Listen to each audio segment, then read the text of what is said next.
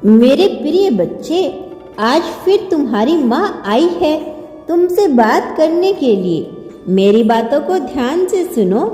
मेरे बच्चे, आखिरकार तुमने कौन सी ऐसी गलती की है जो आज इतनी तकलीफ तुम सह रहे हो?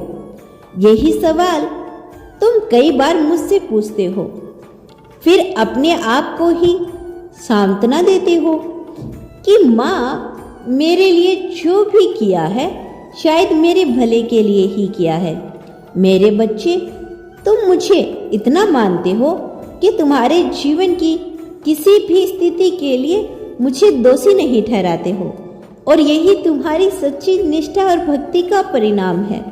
मेरे बच्चे, मैं जानती हूँ कि जब इंसान को कोई अपना दर्द देता है तब वह दर्द सहे जाता है, ना किसी को कहा जाता है। लेकिन मैं यह भी जानती हूँ कि कौन क्या क्या कर रहा है तुम्हारे साथ, और तुम भी यह जानते हो कि जो गलतियाँ तुमने की नहीं उसकी सज़ा मैं तुम्हें कभी नहीं दूंगी। तुम्हारा अटूट विश्वास है तुम्हारी माँ के ऊपर, इसीलिए तुमने हर निर्णय मुझ पर छोड़ रखा है, और तुम्हारा यह विश्वास जाया नहीं जाएगा। मेरे बच्चे, हर पाई पाई का हिसाब होगा। बस यह याद रखो, समय हर वक्त एक जैसा नहीं होता। समय बदलता है। जब समय बदलेगा तब हर चीज पानी की तरह साफ हो जाएगी। अगर तुमने अपने कर्म सही रखे तो किसी की हिम्मत नहीं कि वह तुम्हारे साथ कुछ गलत कर सके। बस मेरी बात पर यकीन रखो।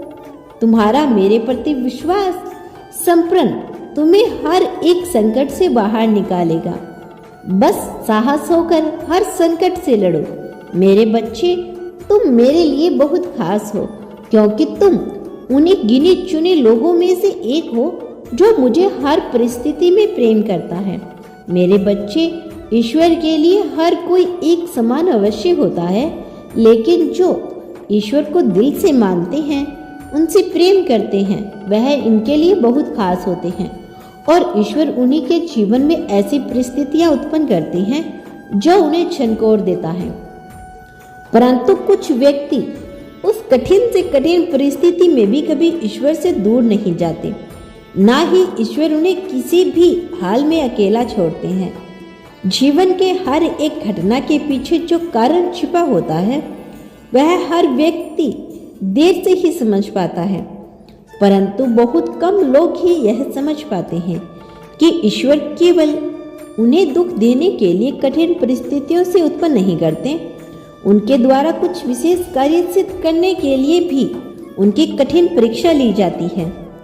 व्यक्ति वह भूल जाता है कि वह केवल दुख में ही अपना मनोबल सबसे ऊपर या सबसे नीचे लेकर जा सकता है।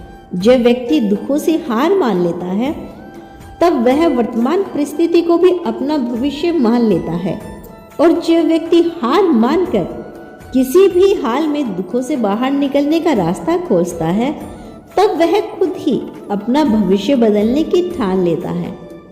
मेरे बच्चे, किसी का भाग्य खराब नहीं होता, कर्म के अनुसार ही सबका भाग्य निर्धारित होता है। यदि कुछ खराब होता है तो वह व्यक्ति का कर्म, यदि कर्म सही होगा तो भाग्य भी अपने आप सही हो जाएगा। बस किसी को कुछ भी क्षण की गलत परिस्थितियों के कारण अपना संपूर्ण जीवन अंधकार में नहीं समझना चाहिए। हर कोई अपना भविष्य बदल सकता है, बस उसमें कुछ करने का साहस और धैर्य होना चाहिए।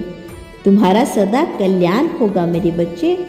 तुमने यदि मेरा यह अनमोल संदेश देखा है तो कमेंट में धन्यवाद यूनिवर्स लिख देना, या फिर हर हर महादेव लिख देना।